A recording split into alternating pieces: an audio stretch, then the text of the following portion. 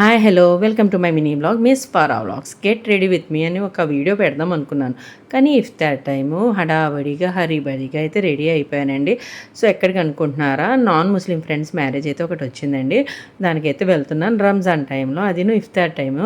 Morning అయితే వెళ్ళడానికి attend అవ్వడానికి అయ్యేది కాదండి. మొన్న అయితే నాకు మా ఫ్రెండ్ ఒక మ్యారేజ్ వచ్చింది. సో దానికైతే అటెండ్ అవ్వడానికి అవ్వలేదు. తను చాలా ఫీల్ అయ్యిందండి. అది మధ్యాహ్నం టైము. సో ఎక్కడండి మాకు రంజాన్లో అటెండ్ అవ్వడానికి అవ్వదు కదా, వెళ్ళినా కూడా మనం అలా అటెండ్ అయినా బాగుండదు. జస్ట్ కనిపించి వచ్చేద్దామన్నా కూడా ఇంకా రెడీ అవ్వడానికి ఉండదు, లిప్స్టిక్స్ ఏమి అప్లై చేయడానికి ఉండదు, ఇంకా వెళ్ళడానికి అయితే అసలు అవ్వదు. ఫస్ట్ ఆఫ్ ఆల్ ఓపిక ఉండదండి వెళ్ళడానికి. సో ఇదైతే నైట్ టైం కాబట్టి ఇఫ్తార్ టైం అండి. నేనైతే రోజా ఓపెన్ చేసేసిన తర్వాత నమాజ్లు అవి చదివేసిన తర్వాత ఇలా అయితే మ్యారేజ్కి అటెండ్ అయ్యానండి. చాలా ఎంజాయ్ చేశానండి మ్యారేజ్లో. సో ఫుడ్ ఐటమ్స్ పెట్టడానికి అయితే లేట్ అవుతుందా, అలా వెయిట్ చేస్తున్నాను అనుకుంటున్నారా? కాదండి, వీడియో తీసుకోవడానికి చూసుకుంటున్నానండి.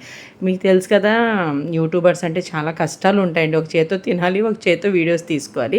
సో ఐటమ్స్ అయితే చాలా బాగా పెట్టారండి. ఆల్ వెరైటీస్ పెట్టారు. ఇదేమిటో నాకు అర్థం అవ్వలేదు. బీట్రూటా సమ్ బజ్జీతో ఏమైనా బిర్యానీ చేశారా? మీకు ఎవరికైనా తెలిస్తే కామెంట్ చేయండి. ఇదైతే పన్నీర్ కర్రీ. సో అదైతే అర్థమైపోయింది తిన్నాను కాబట్టి. సో ఫస్ట్ ఆఫ్ ఆల్ హల్వాతో అయితే స్టార్ట్ చేశానండి నేను. ఒక చేత్తో వీడియో ఒక చేత్తో తింటున్నాను. ఇదైతే బరాబైగన్ అంటారు కదా మీరు, గుత్తి వంకాయ ఫ్రై కదండి అది.